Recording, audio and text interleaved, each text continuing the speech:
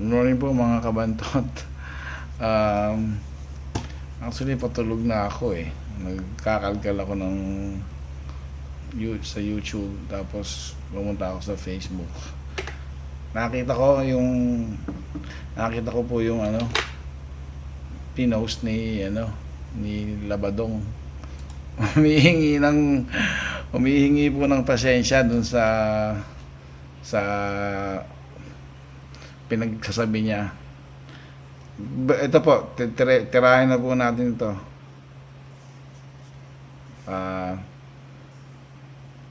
Di naman siguro kabawasan sa pag... Di naman siguro Ito po. So, siguro... Teka, medyo simulan po natin. So, siguro... Ano po? Di naman siguro kabawasan sa pagkalalaki kung ako ay hihingi ng dispensa. Patapusin muna natin ito. At sabi ng aking tiyahin, huwag maniwala sa mga natatanggap mo na balita. Dahil sisiguraduhin ko sa iyo, ito po ay kapatid po ng aking ama. Sabi nga niya, sa tagal niya na sa pagiging Iglesia ni Cristo, minsan hindi niya nabalitaan na ganun ang pamamaraan ng Iglesia ni Cristo. Sapat na daw para makaakay ng tao yung aral nila. Sa totoo lang hindi ko alam.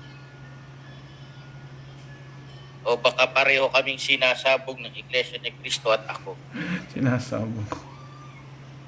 At sabi niya sa akin, maraming Iglesia ni Cristo doon sa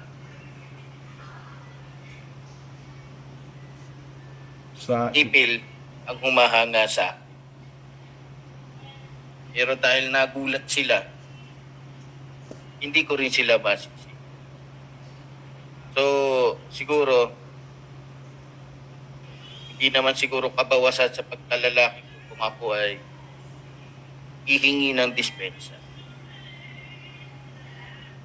At sabi ng aking tiyahin, Ayun, medyo maiksi lang po yung huwag niya. maniwala sa mga natatanggap mo.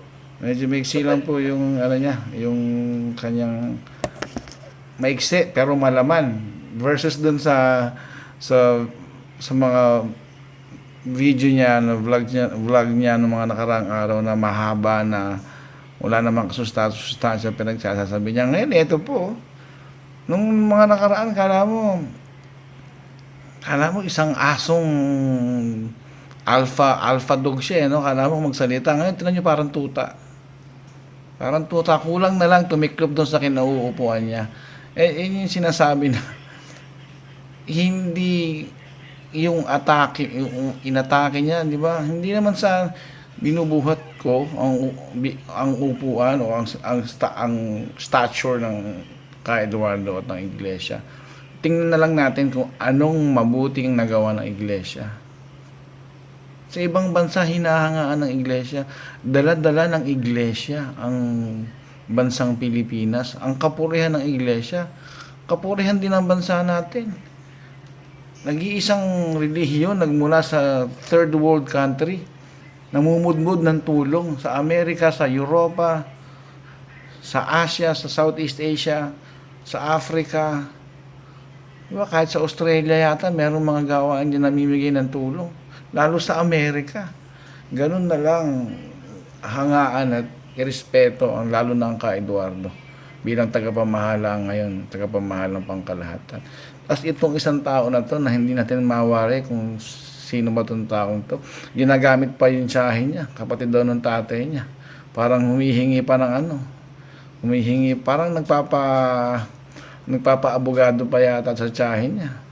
Humanga daw sa kanya, at humanga daw yung marami sa kanya. Sinong humanga? Humanga sa tapang mo, oo. Kung matapang ka, di okay. Pero kasi nga, mali.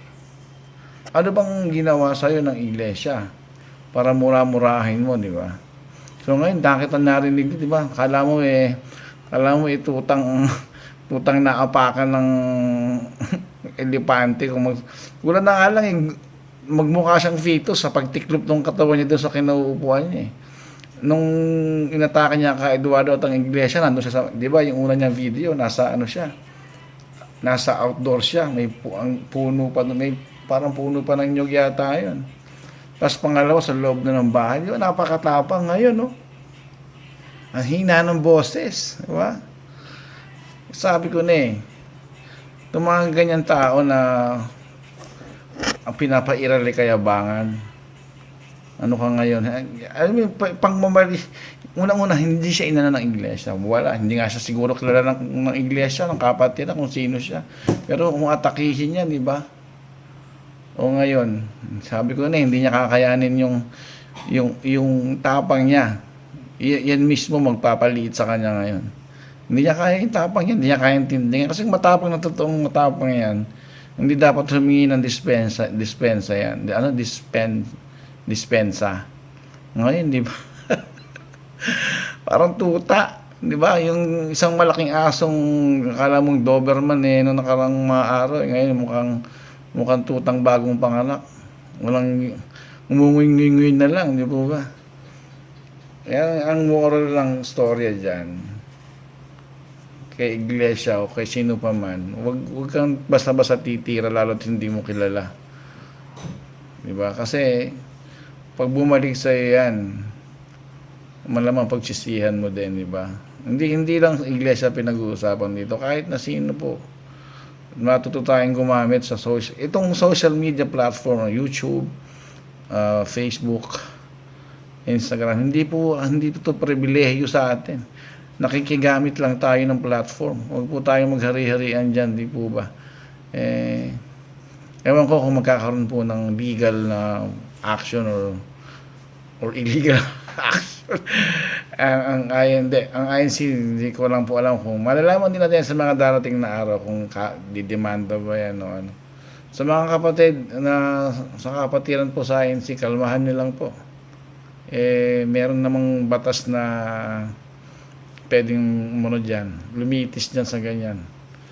Tingnan din natin kung yung account niya na yan, for sure, yan ang hanap buhay niya na eh. Wala siyang, kung may iba pa siyang hanap buhay, ay di mabuti. Pero kung nandyan lang ang buong pinagkakakitaan niya, yan lang, pagbablog ng na yan. At pag na-take down ang account niyan, back to zero siya. So, siyang mawawala. So, tingnan natin kung ano po mangyayari dyan. Parang yung, inaalala niyo yung si Goldagal, di ba? Dinala niya rin ng ka Eduardo sa mga joke niya. Kung ano pang sinabi niya, meron daw siyang naanong kapatid na iglesia na babae na natikman daw niya. Ngayon, asa na si Goldagal? Yun. Yung mga nagmamataas, binababa, sabi nga po. Ang iglesia never ang iglesia ginglorify niya ang sarili niya. Ang ibang tao, ang mundo ang nag-aangat sa iglesia. Hindi iglesia binubuhat ang sariling bangko. Ito mga tao na to hindi pa nga malaki. Hindi po ba tingin sa sarili nila malaki na sila. Tapang ngayon siya, tiklop po, hindi po ba? Mukha na siyang mukha siyang tuta ngayon. Yun lang po. Kita ko na. Sabi ko hindi ko pa nakikita yung apologies niya eh. Ayun, nasa Facebook po pala. Wala po pala sa YouTube. So, magandang umaga po. Tulugan na. Bye po.